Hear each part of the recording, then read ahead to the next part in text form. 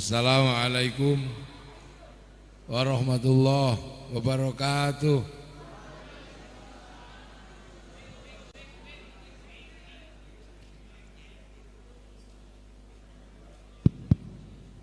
Wis muni kok.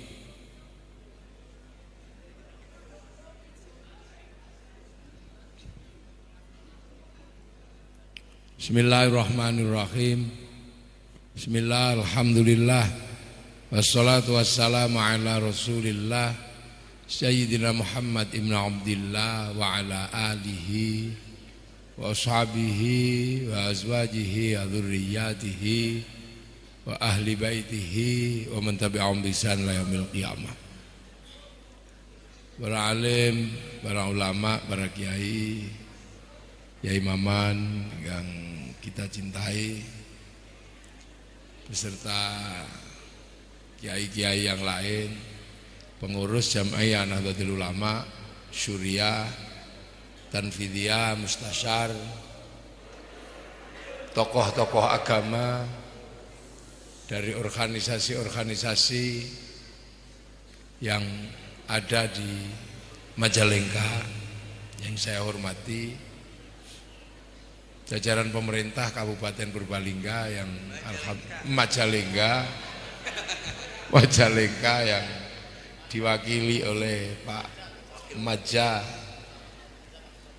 Kecamatan Maja, Kabupaten Majalengka, yang diwakili oleh Pak Wakil Bupati Majalengka, Pak Camat Maja. Alhamdulillah. Ini ada Pak Kapolsek, Wakapolsek, Pak Dandim, dan Ramil. Nah, ini Kiai Maman yang pernah cerita, dan Ramil marah sama Kiai itu karena selama istighosah diundang di Koramil yang disebut ya Kodim marah.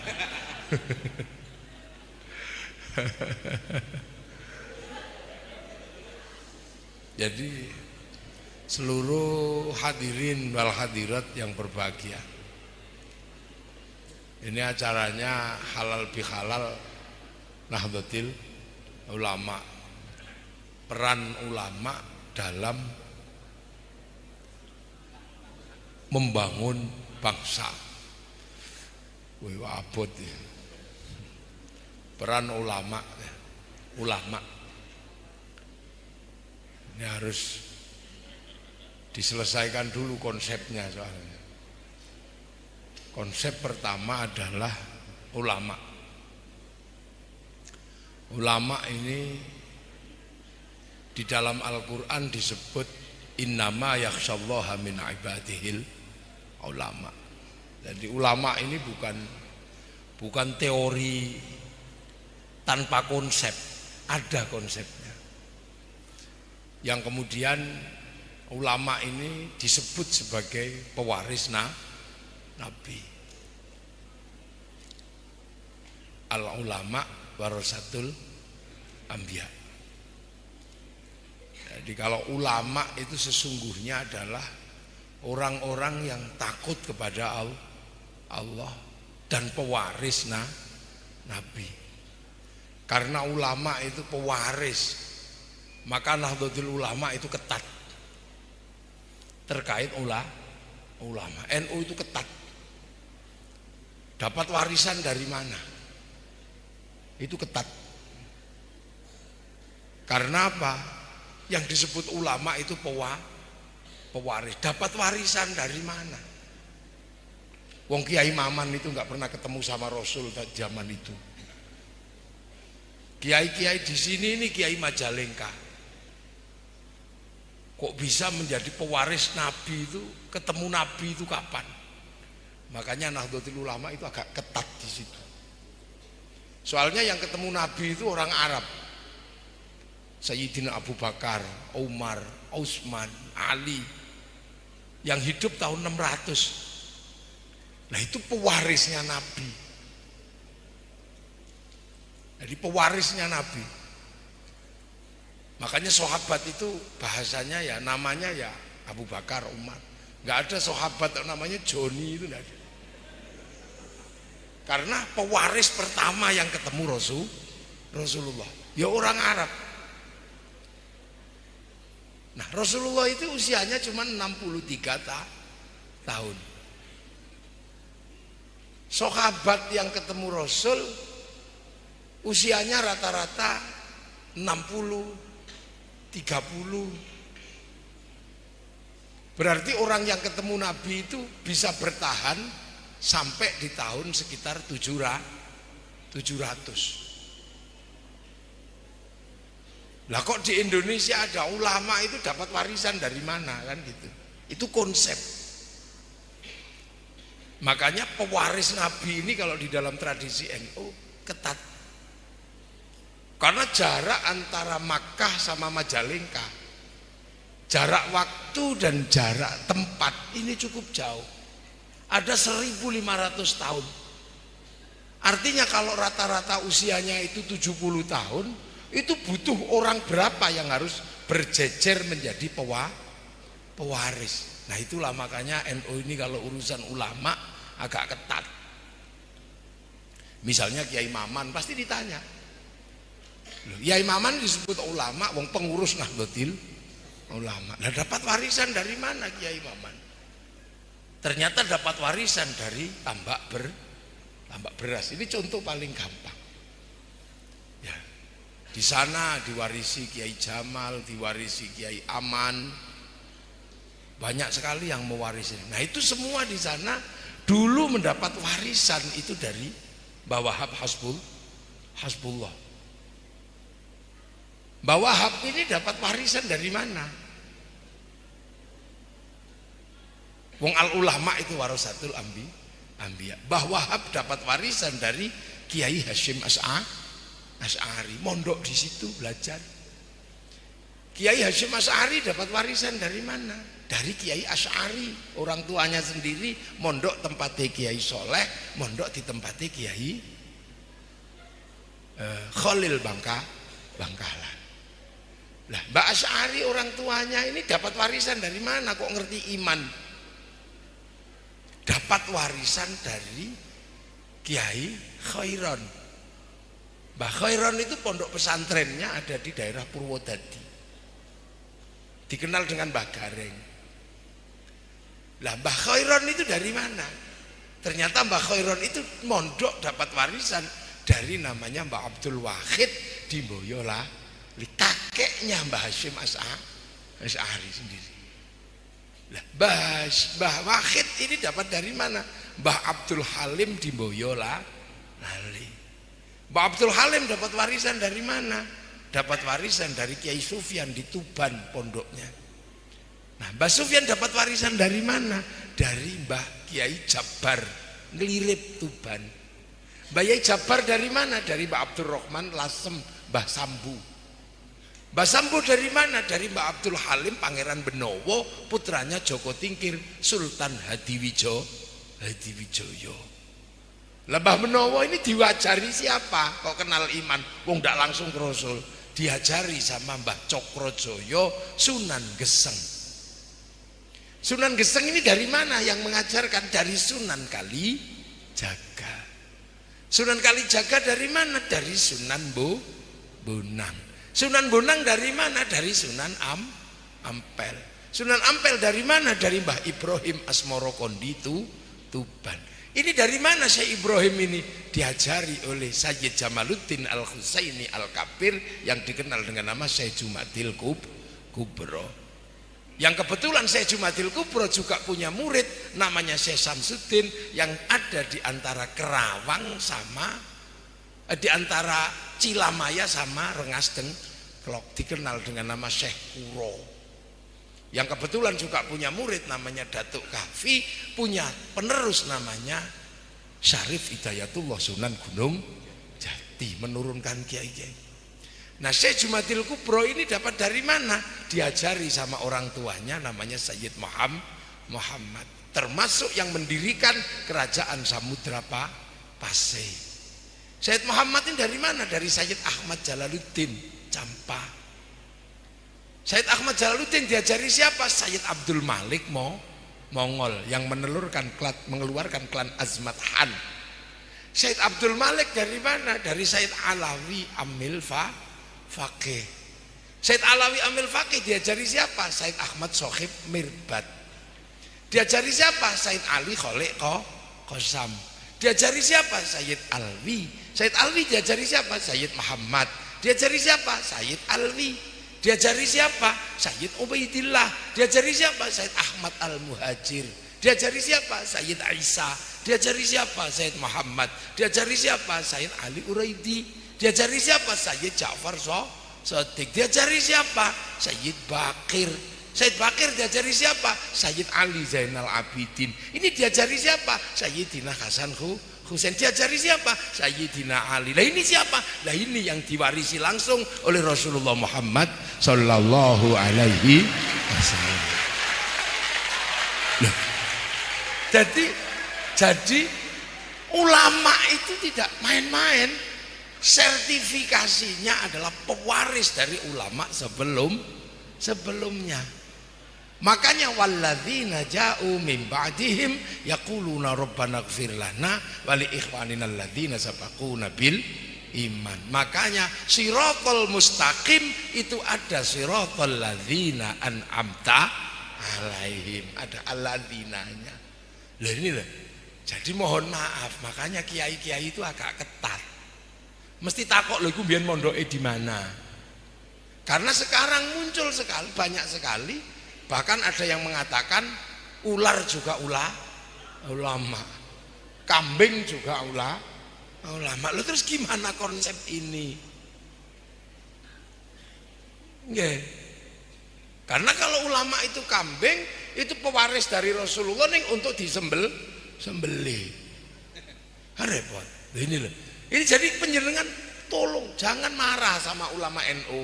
Ketika nanya, lu itu ustadz itu di mana? Karena sekarang tiba-tiba ada orang menyebut diri ulama tapi tidak punya pewaris, langsung Quran sunnah. Loh, konsep ulamanya itu tidak begitu. Al ulama warasatul anbiya. Pewaris nabi itu sahabat, pewaris sahabat itu tabi'in, pewaris tabi'in itu tabi'ut tabi'in, pewaris tabi'ut tabi'in itu tabi'ut tabi'in, pewaris tabi'ut tabi'in itu tabi'ut tabi'in. Lah kita itu sudah tabi'ut. Multi level marketing yang entah keberapa. Lah itu makanya ulama itu tidak gumunan, tidak kagetan. Makanya Nahdlatul Ulama itu enggak gumunan, enggak kagetan. Karena apa? Tahu ada sejarah yang berbeda antar pewaris Nabi. Kalau sahabat yang mewarisi langsung masih orang Arab, budayanya masih sama, bangsanya masih sama, sukunya masih berdekatan. Sehingga ketika sama-sama pelihara jenggot masih bisa, karena rasnya Semit, bangsanya bangsa Aryan. Ketika makan 3 jari masih bisa, sama-sama makan kurma. Ketika motong unta sama-sama masih bisa, karena sama-sama masih kampungnya unta. Tapi kalau Kiai Maman sudah susah, makan pakai 3 jari nggak bisa, karena sop kikil. Melihara jenggot seperti Rasul sudah susah. Rasnya sudah bukan ras Semit, tapi rasnya ras Mongoloi, jenggotnya 12. Loh, ini yang kadang makanya harus hati-hati. Karena begitu salah memaknai ini, orang bisa kemudian punya tafsir sendiri-sendiri tentang dirinya. Akhirnya ketika simbol-simbol itu dipakai, dia menjadi keras. Karena apa? Karena walladzina ma'ahu asyidda'u 'alal kuffar. Wa kafa billahi syahida Muhammadur Rasulullah walladzina ma'ahu asyidda'u 'alal kuffar rahama'u bainahum tarahum ruk'an sujada yabtaghuna fadlan minallah wa ridwanan simahum fi wujuhihim min atharis sujud. Dzalika mathaluhum fit Taurat wa mathaluhum fil Injil kazar'in akhraja syat'ahu fa'azarahu fastaghladha wastawa 'ala suqih yu'jibu zurra liyaghidha bihimul kuffar. Ini kan tahapan. Jadi Rasul ketika sendiri punya teman sahabat galak sama orang kafir, habis itu saling mengasihi di antara mereka. Eranya Khulafaur Rasyidin. Setelah itu eranya menanam. Ada yang ditanam ke Eropa di bawah Tariq bin Ziyad, ada yang ditanam ke Afrika, nah ada yang ditanam ke Indonesia, ada yang tanam ke Cina dipimpin oleh sahabat Sa'ad bin Abi Waqqas. Ketemunya beda-beda. Nah itu maka kiai-kiai itu lebih tenang. Makanya NU itu gara-gara terlalu tenang maka dibilang kayak nggak peduli. Yang lain bela ini, NU tenang. Kenapa? Karena NU tahu kita ini eranya era hormat bendera. Karena bendera sudah berkibar. Tapi era Mbah Hasyim Asy'ari era merebut merah putih. Di Jawa Tengah ketika merah putih dikibarkan ditembak Belanda. Makanya akhirnya biar nggak ditembak Belanda, merah putih dikibarkan waktu bikin rumah. Belanda curiga kenapa merah putih ada di dalam rumah, tiangnya dikasih tebu. Masih curiga tiangnya dikasih pisang. Masih curiga tiangnya dikasih kelapa. Masih curiga tiangnya dikasih padi. Masih curiga besok para kiai datang bawa makanan. Akhirnya Belanda mikir orang Jawa mau makan aja ribet. Tapi setelah itu makanannya hilang, padi mengering, kelapa rontok, pisang rontok, tebu mengering, yang tersisa tinggal merah putih. Itu model Jawa Tengah. Tapi model Jawa Timur enggak kurang kelamaan begitu. Begitu ada merah putih biru di Hotel Yamato langsung disobek yang biru. Meledaklah resolusi jihad yang kemudian menghasilkan peristiwa 10 November. Jadi 10 November merebut merah putih sebagai simbol harga diri bangsa. Maka ketika kita hormat bendera, itu hormat harga diri bangsa. Belum pernah dalam sejarahnya merah putih direbut untuk disembah. Maka tidak ada hormat bendera itu dalam rangka menyembah bendera. Tapi bagi yang tidak mengerti ini, kadang berpikir merah putih direbut untuk disembah. Karena mungkin zaman perang nenek moyangnya nggak ikut perang. Tahu itu, oh eranya ini begini, tenang, oh jadi nggak usah ribet. Kemudian di atasnya lagi era ketika ketemu dengan kebudayaan lokal. Bagaimana mengislamkan?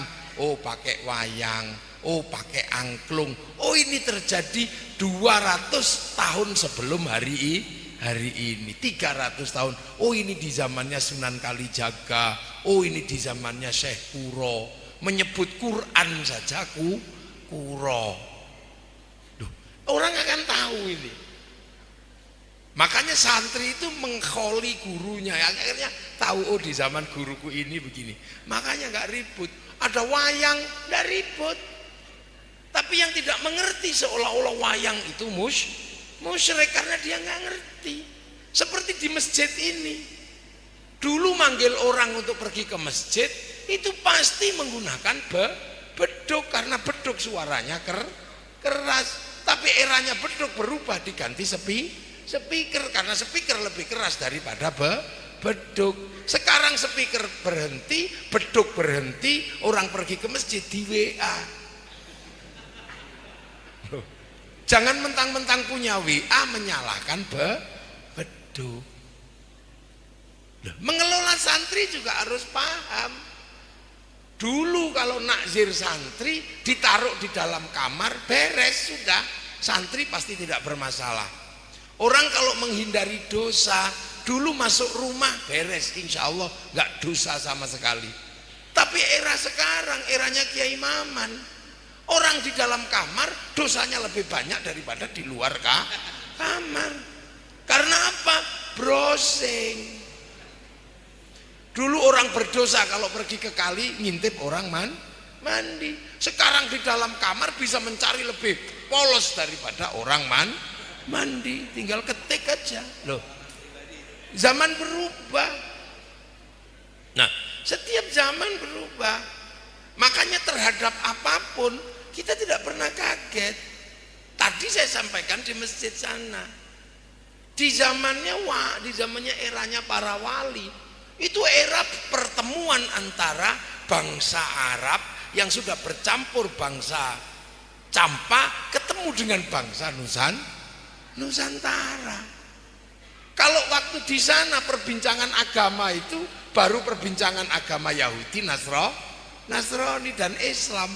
Begitu masuk India sampai sini ketemu dengan Hindu, ketemu dengan Buddha. Ketika Islam itu di Arab, buah-buahan ketemu kurma, tin, zaitun, rumman. Sampai sini ketemu duku, ketemu duren, ketemu pace, ketemu macam-macam. Waktu di Arab memperbincangkan hewan, paling baru ketemu sapi, terus unta, kambing, terus paling dikit-dikit kerbau, kalau ada kayaknya nggak bisa berkubang. Sampai di sini ketemu binatang lebih macam-macam, ada terenggiling, ada garangan, ada apa di sini, kukang, ada macam-macam. Di sana berbicara hantu, baru syaitan sama jin. Begitu sampai sini perbincangan tentang jin itu banyak. Ada genderuwo, ada wewe gombel, ada pocong, kuntilanak, suster ngesot. Banyak. Lu artinya bahwa Islam itu menemukan titik-titik perbedaan ketika keluar dari tanah Arab. Nah, itu terjadi di zaman apa? Di zaman para wali. Kenapa wali yang datang? Yang lain panglima perang, yang ke Eropa panglima perang. Kenapa yang datang ke sini wali? Ini yang sering digugat. Wali tidak ada. Banyak yang bilang begitu. Kenapa wali? Karena di sebelum Islam datang, di sini agamanya Hindu. Orang Hindu itu yang boleh ngomong agama itu hanya Brahmana, kasta tertinggi. Kesatria para raja nggak boleh ngomong agama. Kasta Vesya pegawai nggak boleh ngomong agama. Kasta Sudra nggak boleh ngomong agama. Sudra itu petani, pedagang. Makanya kalau ada Islam disebarkan oleh pedagang nggak bisa diterima secara ilmiah. Karena pedagang itu sudra, dan orang Hindu gak mau diomongi agama oleh orang sudra. Itulah maka kemudian yang bisa mengimbangi Brahmana ini adalah wali. Walinya Allah ini loh yang bisa mengimbangi Brahmana. Sama-sama la khaufun alaihim walahum yahzanun. Terus ditanya dasar-dasar kewalian itu seperti apa? Referensinya mana? Wali itu tidak meninggalkan referensi dimanapun. Yang menulis referensi itu biasanya orang-orang setelah wali. Syekh Abdul Qadir Al-Jilani yang nulis orang-orangnya, santri-santrinya. Wali. Karena wali itu kalau butuh apa-apa langsung download. Wali itu kalau butuh apa-apa langsung download, online langsung. Kemana? Ke cloudnya Allah, ke ininya apa? Harddisknya Allah. Qalu rabbuna Allah tsumma istaqamu tatanazzalu alaihimul malaikah alla takhafu wala tahzanu. Langsung 2 tahun gini, 3 tahun download online. Makanya pekerjaan para wali itu revolusioner.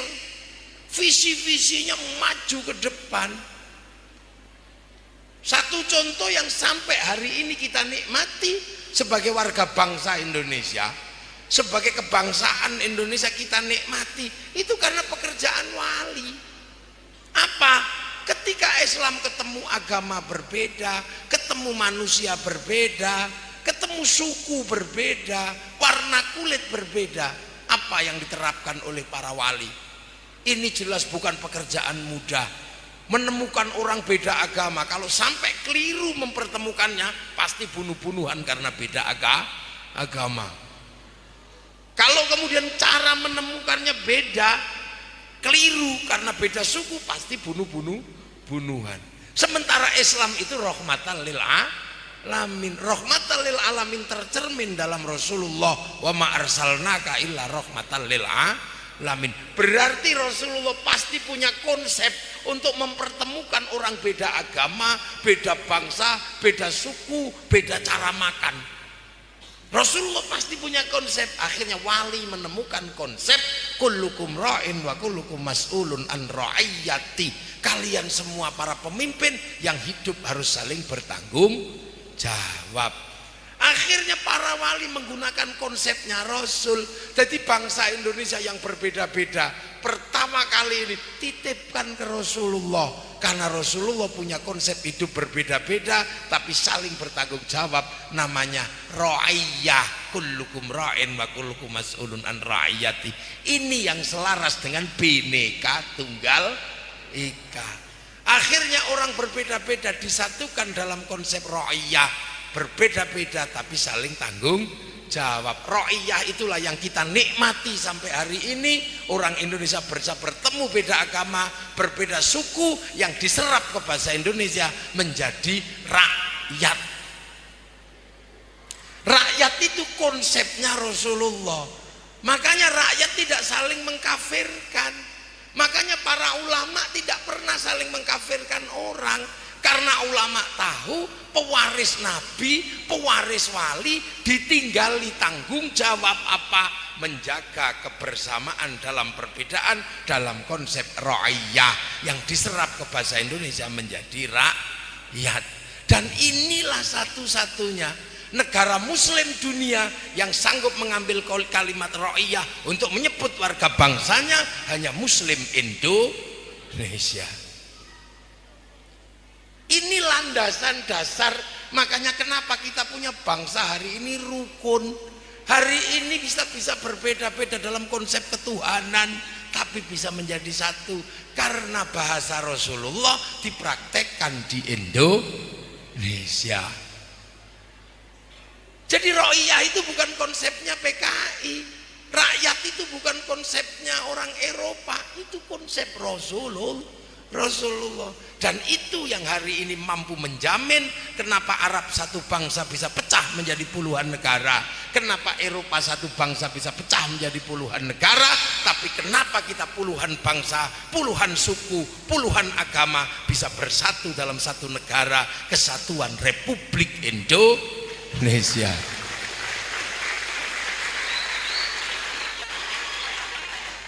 Makanya teritorinya ra'iyah inilah yang akhirnya dikenal dengan wilayah. Karena ini adalah kreasinya para wali, menghasilkan teritori disebut wilayah. Wilayah dihuni oleh ra'iyah. Ketika bertemu dalam perbedaan membentuk musyarakah yang sekarang dikenal dengan bahasa masyarakat. Ketika terjadi perbedaan, musyarakah atau masyarakat ini mengambil konsep Al-Quran, wasyawirhum fil amri, lahirlah konsep musyawarah. Maka ketika wilayah ini disatukan dalam NKRI, pemimpin tertingginya siapa? Majelis Permusyawaratan Rakyat, Dewan Perwakilan Rakyat. Nah, kita semua punya Kiai Maman Imanul Haq. Jadi keberadaan Kiai Maman dalam konsep Dewan Perwakilan Rakyat adalah tempat yang sesungguhnya dalam bahasa ulama adalah tempat yang syar'i, bukan tempat yang tidak syar'i. Makanya akhirnya para ulama kemudian membuat orang-orang yang berbeda-beda ini disatukan, mendapatkan haknya yang namanya undang-undang. Undang-undang inilah yang disebut tasarruful imam ala ra'iyah manutun bil maslahah. Keberadaan undang-undang tidak mungkin tanpa parlemen, parlemen tidak mungkin tanpa partai politik. Maka kedudukan undang-undang dan politik sesungguhnya adalah kedudukan malayatimul wajib illa bihi fahuwa wajib. Seperti orang bangun rumah 3 lantai itu tidak wajib, tapi ketika bangun rumah 3 lantai yang wajib itu bangun tangga ondo. Nah ini cara pandang. Loh, makanya para ulama tidak pernah memandang bangsa ini sebagai bangsa tohut. Nggak pernah. Nggak pernah. Dan diisi oleh kegiatan keagamaan. Karena apa? Ini adalah proses mempersatukan. Ini jelas beda-beda bisa dipersatukan. Apa yang dipakai? Wa'tasimu bihablillahi jami'an wa la tafarraqu. Makanya para ulama selalu bikin agama ini menjadi bahan pemersatu. Puasa menjadi bahan pemersatu. Apa yang dilakukan? Halal bi halal. Kalau sudah halal bi halal, ini semua terlibat. Tukang sound system juga terlibat, tukang syuting terlibat, roda kehidupan masyarakat berputar. Nah, halal bihalal itu enggak satu tempat, di semua tempat. Makanya kaum muslimin terjaga karena selalu ada wadah berjamaiyah dalam urusan agama. Ini bulan Syawal. Besok ini bulan apa? Dzulqa'dah. Dzulqa'dah itu di mana-mana berkumpul untuk apa? Walimatus safar. Tahu siapa yang akan pergi. Kalau sudah seperti itu, pasar bergerak, roda ekonomi berputar karena buah laku, minuman laku. Habis itu bulan berikutnya, bulan Dzulhijjah, kambing laku, sapi laku, orang nikah berputar di bulan itu. Habis itu kita setiap hari di bulan Muharram ada peringatan Hijriyah. Habis itu bulan Safar belum selesai peringatan Muharram. Habis itu Maulid, kita di mana-mana roda ekonomi berputar karena peringatan Maulid Nabi. Jaga kebersamaan ini berkesinambungan, nggak pernah berhenti para ulama. Itu. Setelah itu setelah Maulid, ba'da Maulid, apa? Khol Syekh Abdul Qadir Al-Jilani, di mana-mana khol Qadiriyah, semua Naqsabandiyah khol. Ini itu serapan ekonominya berapa Pak Bupati, Pak Wakil Bupati? Luar biasa, Dzulqa'dah. Tapi itu apa? Setelah Rabiul Awal, Rabiul Tsani, Jumadil Ula. Ini kegiatan apa? Terusannya khol, terusannya ini enggak ada habisnya. Habis itu Rejab, peringatan Isra Mi'raj, terjaga lagi kebersamaan. Habis Isra Mi'raj apa? Sya'ban haflah, memperingati orang mati, khol, kekuburan. Habis itu puasa, menyerap kolak, menyerap mercon, menyerap nuzulul Quran, terus gak pernah berhenti kebersamaan.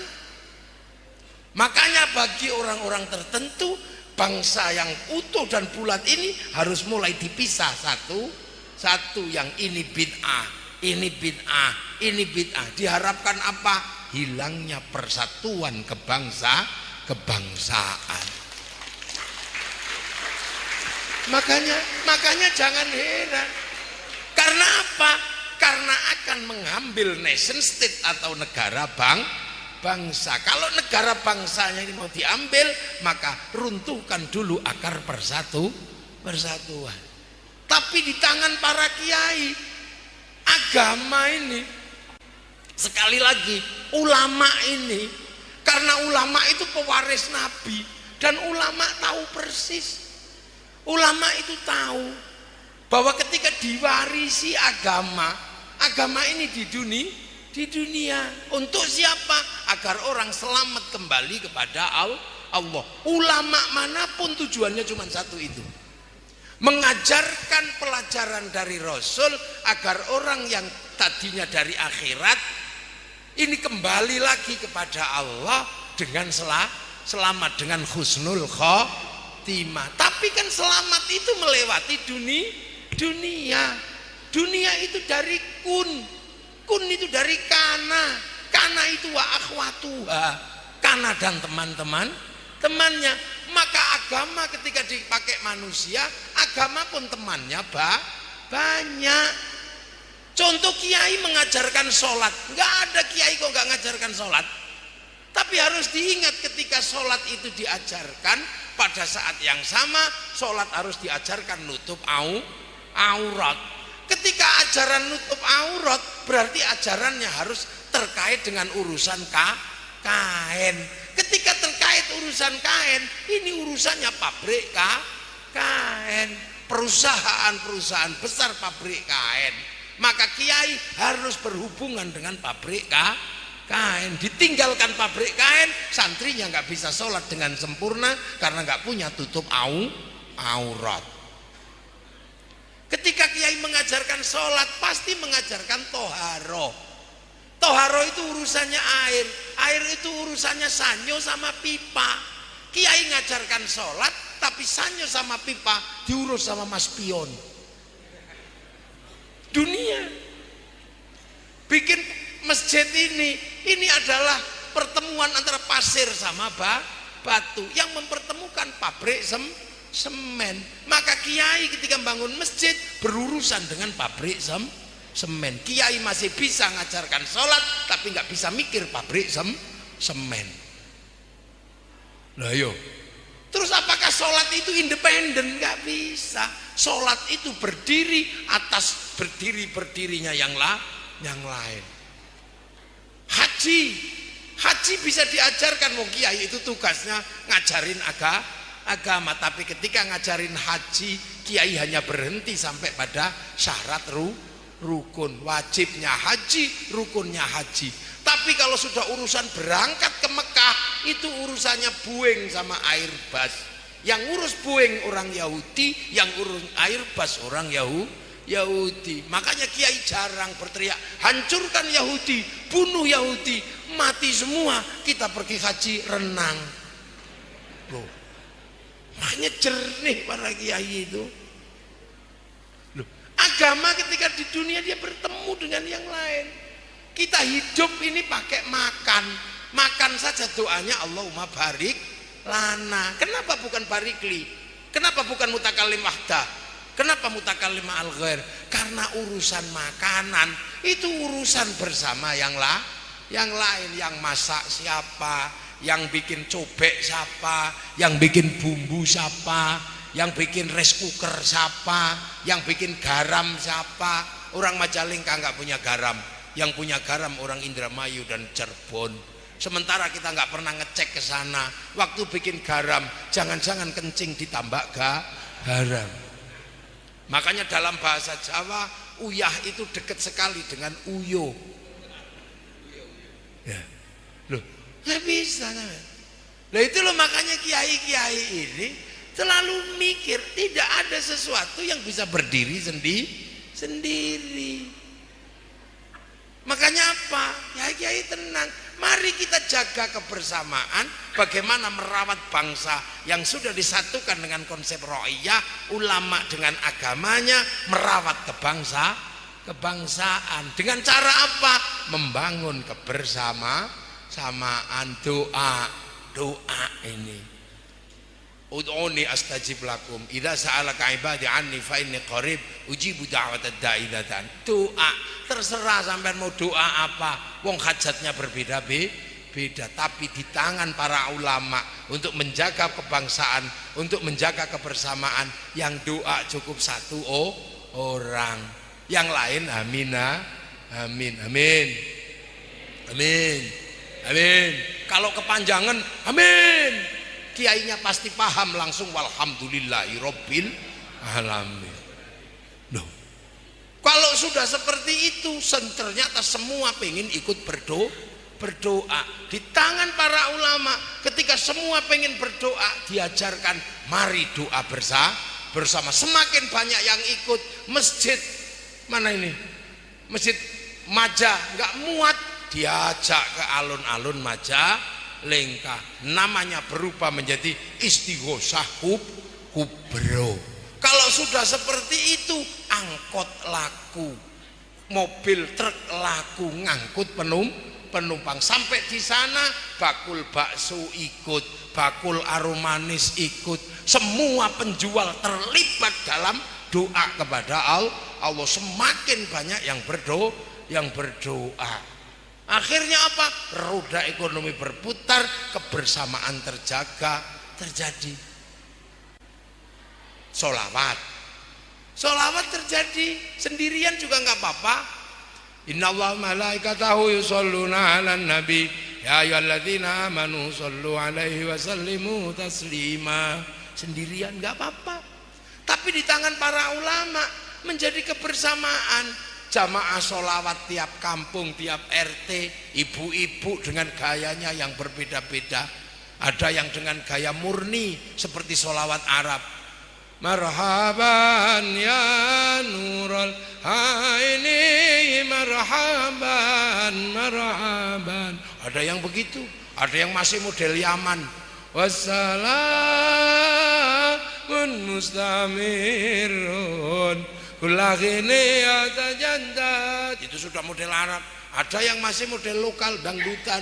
Ya Rasulullah salamun alaik. Duhai senangnya pengantin baru. Ada yang berusaha dengan lagu Sunda. Ya Rasulullah salam, assalamun alaik. Eslilin ma cecer Sunda. Ini terjadi. Ada yang orang Jawa, ya Nabi salam alaika, ya Rasul salam alaika. Anglia numpak perahu layar ada. Sendiri-sendiri, maulidan, makan bersama, ayam laku, kue laku. Lama-lama semua pencinta Rasul bersatu, pengen ikut sholawat. Akhirnya semua diajak ke alun-alun Majalengka. Ada istilah gede, Majalengka bersolawat. Wah, akhirnya loh, ini loh ulama ngerawat kebersamaan itu begitu caranya. Kenapa? Biar nggak jebol. Akhirnya berangkat ke alun-alun. Kalau sudah sampai di sana, truk laku, motor jalan, pom hidup, bakso laku, ini pedagang slayer laku, pedagang spanduk laku, cetak foto laku, bahkan gagang pancing laku. Gagang pancing laku. Kalau sudah Habib Syekh yang didatangkan, laku semua kain putih. Ya nana, son laku, semuanya laku. Kalau yang didatangkan dari Jawa, mafia sholawat, kain hitam laku semua. Segala yang ada dalam hidupmu laku semua. Roda ekonomi berputar. Pencinta-pencinta Rasul penuh ketenangan, bersolawat menjaga bangsa dan negara. Ini caranya ulama. Jadi sampean pikir ulama itu gawe-gawe begitu itu. Enggak. Wa'tasimu bihablillahi jami'a wa la tafarraqu. Dan terhadap yang diwarisi dan yang mewarisi terjadi hubungan batin luar biasa semenjak hidup sampai mati. Akhirnya ketika meninggal khol. Kalau sudah khol, roda ekonomi berputar. Tapi karena gurunya Kiai Maman itu ada di Jombang, Kiai Maman ngumpulkan orang, ngajak ziarah ke Jombang. Akhirnya bis pariwisata laku. Laku semua bis pariwisata. Setelah itu ziarah ke makam Mbah Hasyim di sana, bahkan ke makam Mbah Khalil, muter menyambut tamunya Kiai Maman. Tukang bakso laku, bakul tasbih laku, bakul nasi laku, ojek laku, sampai copet bisa hidup di makam para wali. Ini luar biasa. Coba perputaran di situ, dan di makam-makam itu ada kerukunan yang luar biasa. Kalau kiainya masih muda, Zikirnya keras, la ilaha illallah, la ilaha illallah. Ini belum selesai, kiai yang tua datang, la ilaha illallah, la ilaha illallah. Ini belum selesai, datang rombongan lagi, ila kadrati nabiyil mustofa mokamatin sallallahu alaihi wasallam al-fatihah. Ini rombongan pertama nggak akan olok-olok kiai, yang fasih kiai nggak ada. Rombongan ini belum selesai datang, ibadallah rijalallah aghizuna li ajlillah kono aunana lillah azanallah bifadlillah. Nggak ribut. Tiba-tiba satu orang masuk, nggak ada rombongan, tengok ternyata bawa megapun kecil. Rombongan dari Maja ditunggu di bis, ya nggak ribet, rukun bersama, betapa luar biasa. Ini dirasakan. Makanya negara ini harus tahu. Pertanyaan paling mendasar, kenapa? Ketika aktivitas ribuan tahun, sholawatan ribuan tahun, yasinan ribuan tahun dijalankan oleh para ulama, tapi ketika negara mengatakan karena Covid stop, apakah ada perlawanan dari para ulama? Tidak ada. Ini pertanyaan yang harus dijawab. Kenapa sholawatan yang sudah puluhan tahun dijalankan, tapi ketika para ulama diperintah oleh negara, kiai stop, berhenti. Kiai vaksin.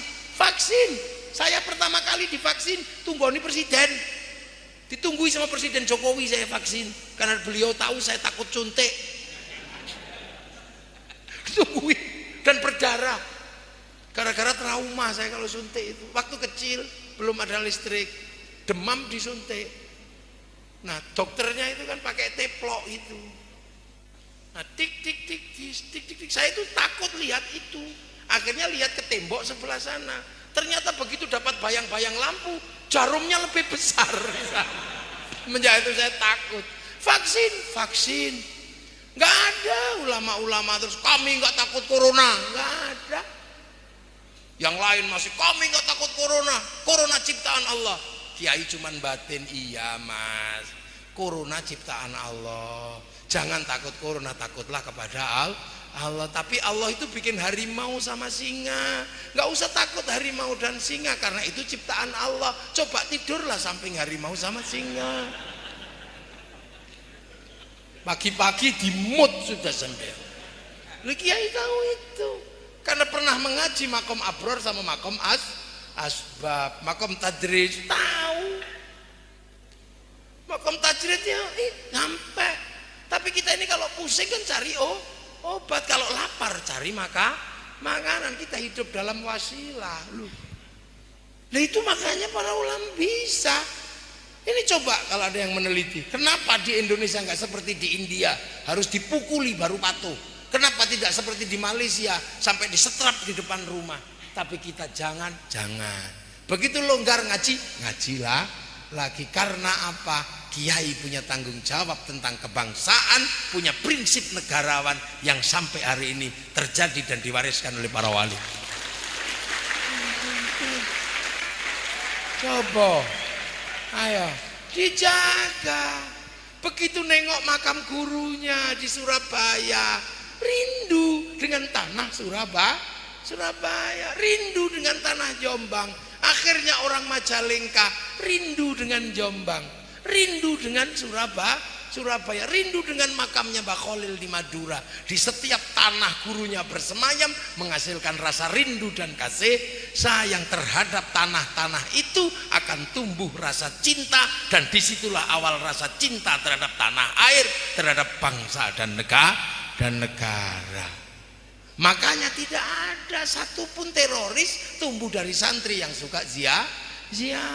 Yang suka ziarah nggak akan pernah marah.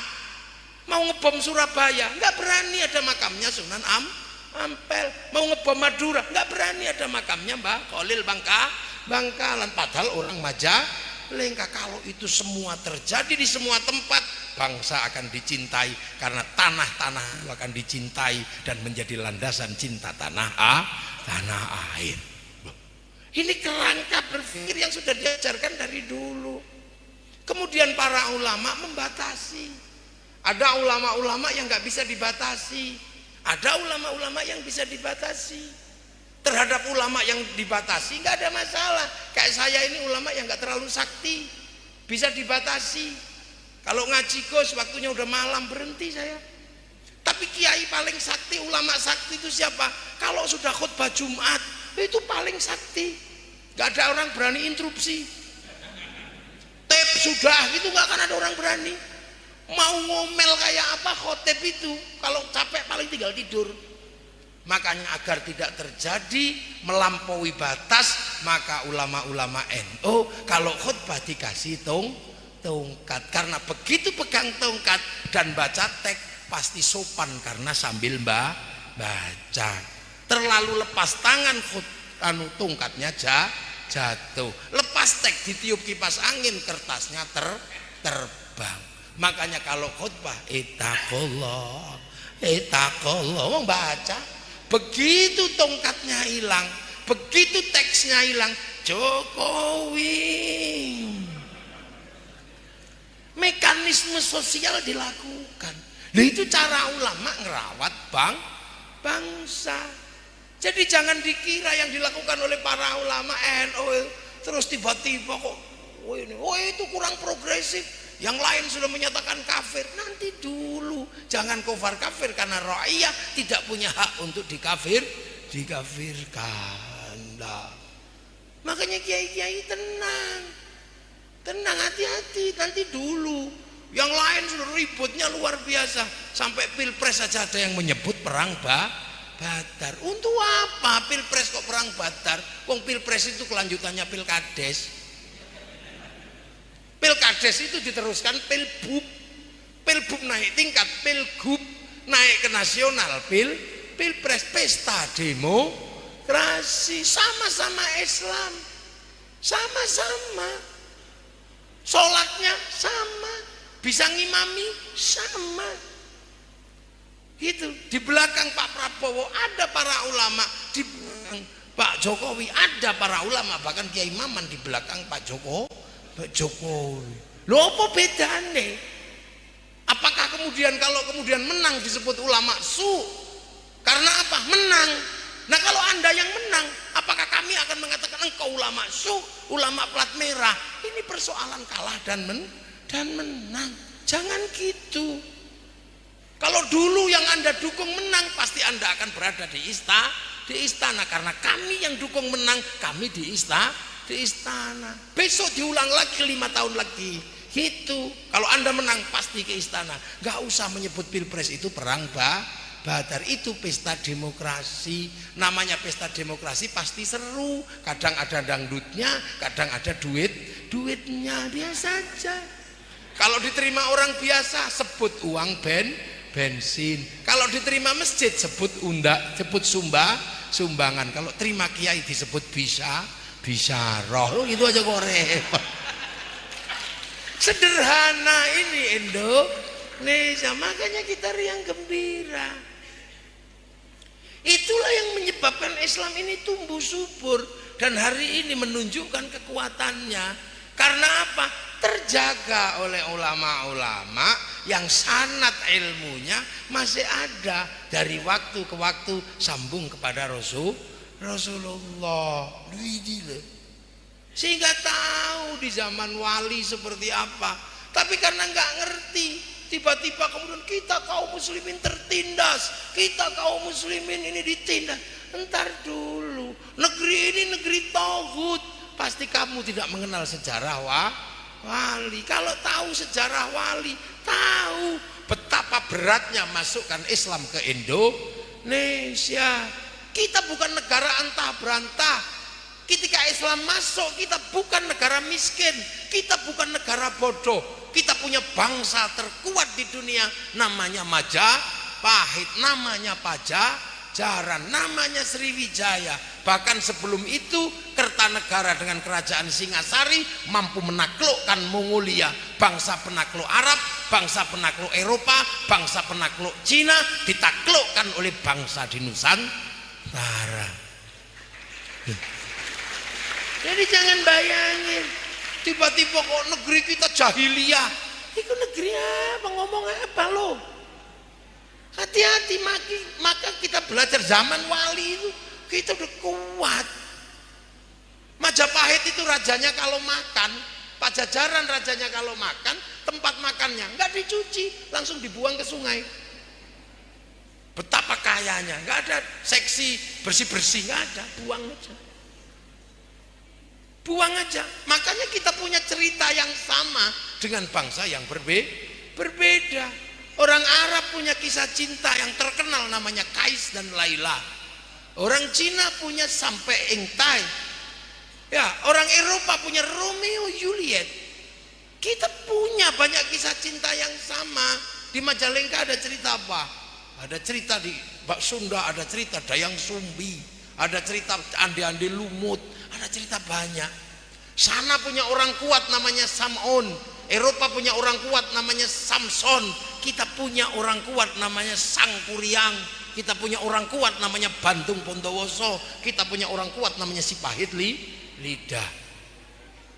Orang Eropa punya cerita ibu tiri yang kejam dalam kisah Cinderella, kita juga punya bawang putih, bawang merah. Kalau di sana ada cerita binatang bisa ngomong namanya kura-kura ninja, kita punya binatang bisa ngomong kancil nyolong timun. Nah, apa yang bedakan? Bangsa kita sama. Semua bangsa punya cara bersenandung.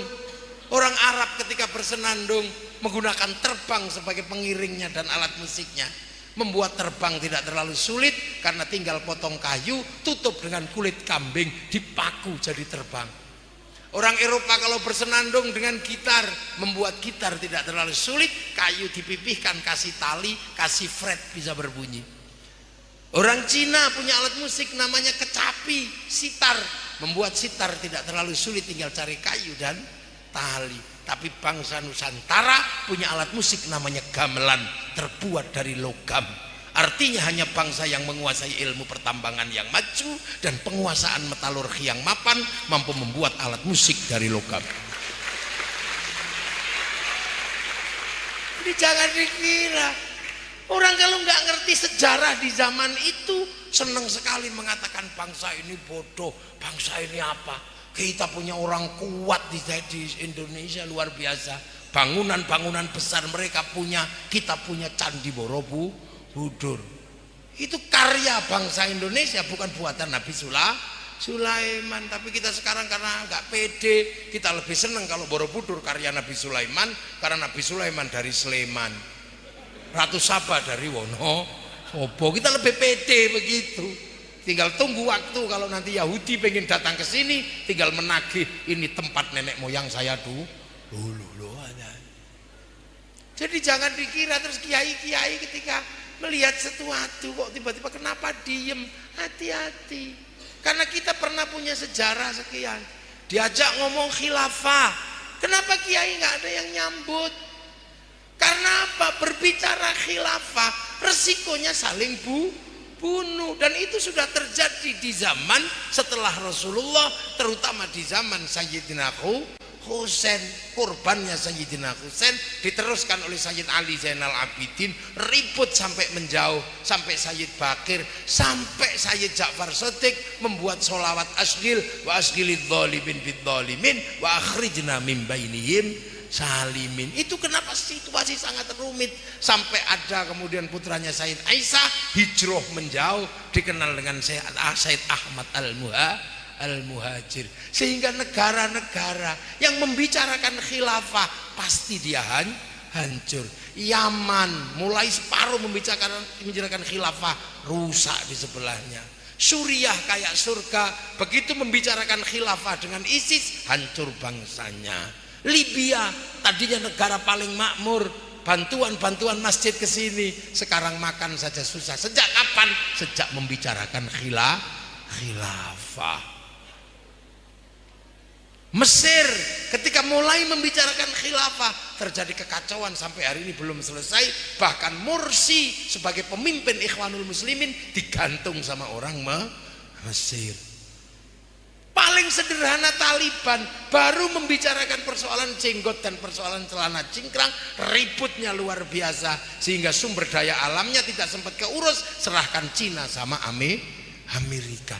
Mari kita belajar. Jam segini Malaysia sudah nggak boleh pengajian karena jam 10 malam orang Malaysia harus stop melakukan pengajian. Tertindas di mana kaum muslimin di Indonesia?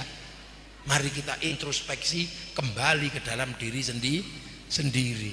Sampean pujian pakai speaker di Arab langsung dipanggil oleh pemerintah Saudi. Di sini speakermu mau hadapkan kemana?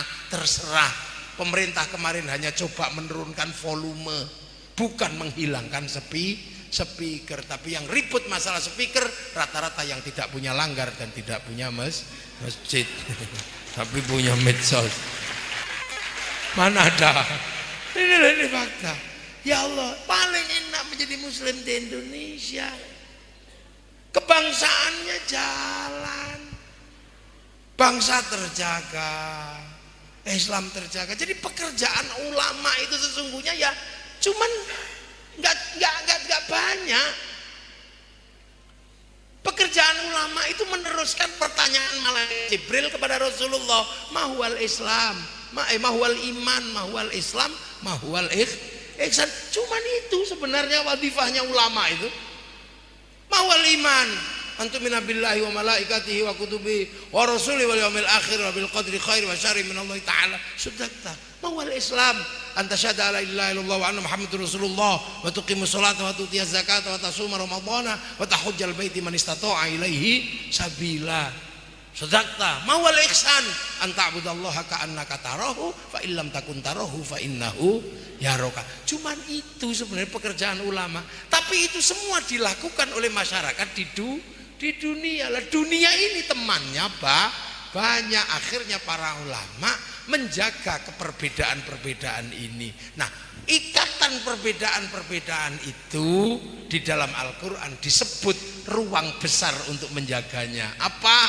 Wattini wazaitun watturi sinina wa hadzal baladil amin.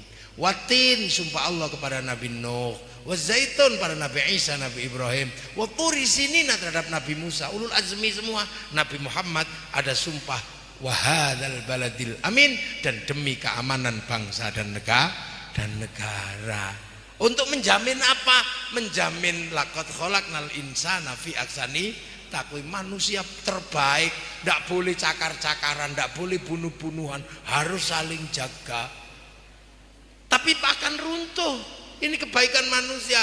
Tsumma radadnahu asfala safilin illal ladzina amanu wa amilus sholihat, kecuali orang beriman dan berbuat baik. Santri mengajarkan iman dan berbuat baik. Manusia yang lain menjaga agar manusia tetap baik. Ilmu kedokteran, ilmu apa, menjaga manusia tetap baik. Tapi baiknya manusia, baiknya agama akan hilang tanpa keamanan bangsa dan negara. Keamanan bangsa negara di atas segalanya, karena yang akan menjamin manusia tetap baik, menjamin agama tetap ada. Arab bangsanya baik, agamanya baik, manusianya baik. Tapi kenapa rusak? Karena tidak ada keamanan bangsa dan negara. Indonesia biasa-biasa saja manusianya, hidungnya pesek, kulitnya nggak putih nggak hitam, agamanya biasa-biasa saja. Tapi semua menjadi lebih baik, terus berubah karena kita punya baladil amin, menjaga keamanan bangsa dan negara. Inilah tugas utama TNI Polri. Jadi jenengan jihadnya di situ. Jadi jangan dikira para ulama ini diam-diam tidak melakukan kerja. Makanya hati-hati, ulama nggak serta-merta. Itu ya, perbedaan-perbedaan. Satu contoh, ulama nggak serta-merta membuat vonis apa namanya itu, selamat Natal haram gitu. Indonesia itu selamat Natal itu sudah menjadi bahasa Persaudaraan. Karena kalau yang Nasrani menyebut Islam selamat Idul Fitri. Kalau selamat Natal menjadi musyrik, berarti selamat Idul Fitri menjadi murtad. Berarti kalau hari raya Lebaran banyak sekali orang Islam orang Kristen masuk Islam, karena sampai mal-mal juga menampilkan selamat Idul Fitri loh itu loh. Tapi kalau Anda ngotot nggak apa-apa, tapi saya minta Anda istiqomah. Kalau sudah mengatakan bahwa selamat Natal itu adalah tidak boleh, maka harus jaga anak istri, jangan ke mall untuk beli makanan, beli pakaian saat diskon Natal. Kalau ada hari raya Paskah, jangan libur. Jangan menggunakan kalender Masehi, karena kalender Hijriyah ada semenjak zaman Sayyidina Umar. Sebelum itu kalender apa? Kalender Rasulullah, kalender Masehi. Yang istiqomah. Kalau Anda mengatakan bank itu haram, nggak apa-apa. Kiai ntar dulu. Kalau riba, semua sepakat bahwa riba itu haram. Akan tetapi kalau bank itu haram, nanti dulu. Karena resikonya gede. Tapi gak apa-apa kalau Anda istiqomah mengatakan bank haram, berarti Anda harus istiqomah jangan pernah pakai uang. Karena seluruh uang ciptaan bank. Gak ada uang produksi KUD. Pergi haji jangan pakai bank, langsung kasih pilot. Baca Quran hati-hati, karena seluruh Quran sebelum dibeli negara percetakannya utang bank. Duh, ya hati-hati. Rokok haram, nanti dulu. Loh, karena rokok itu kalau haram ada konsekuensinya. 175 triliun cukai rokok masuk APBN. Kalau rokoknya haram, cukainya haram. Masuk APBN, APBN-nya haram. Untuk bangun jalan-jalannya haram. Makanya orang kalau mengharamkan rokok, dosa lewat jalannya pemerintah. Loh, ini hukum berkelanjutan. Jadi jangan. Makanya kalau ikut kiai itu tenang, karena konsepnya utuh. Nahdlatul Ulama utuh. Nah, karena apa? Selalu diajarkan bahwa kita ini menjadi muslim di tangan para ulama. Dan kita ini hidup di zaman para ulama, bukan hidup di zaman sahabat, bukan hidup di zaman wali. Maka agar kita tidak lupa bahwa kita adalah generasinya para ulama, maka organisasinya disebut Nahdlatul Ulama, bukan Nahdlatul Sahabah, bukan Nahdlatul Tabi'in, tapi Nahdlatul Ulama. Loh, jadi ulama itu bukan konsep kosong. Ulama itu ada konsepnya. Jadi jangan sembrono. Nah, kalau kiai, nah itu baru agak bebas dikit wong kiai. Kadang jadi kebu Kiai Slamet, kadang jadi tombak Kiai Pleret. Enak. Makanya orang-orang dulu menyebut ajengan, kiai. Itu bahasa Jawa, bukan bahasa Arab. Makanya kalau kiai ngumpul nggak bisa dijamakkan kuyaha, nggak bisa. Anak kiai Gus kok terus gawakis, nggak bisa. Wong dia bukan bahasa Arab. Nah, ini konsep dasar. Makanya pemerintah mestinya apa? Membangun caranya para ulama, membantu caranya ulama. Sampai kapanpun kalau cara ulama ini dipertahankan, bangsa akan damai, akan tentram. Maka Pak Wakil Bupati Kiai Maman berikan anggaran yang longgar kepada pesantren dan para ulama. Loh itu. Dan berikan anggaran. Makanya negara menganggarkan guru-guru ngaji. Tapi kalau ketemu guru ngaji sampai ngajarkan, kapan sampean ngekholi gurunya? Wah, kita nggak pakai guru. Ini mesti konslet itu nanti. Orang Majalengka nggak punya listrik, yang punya listrik orang Jatiluhur sana, ya kan?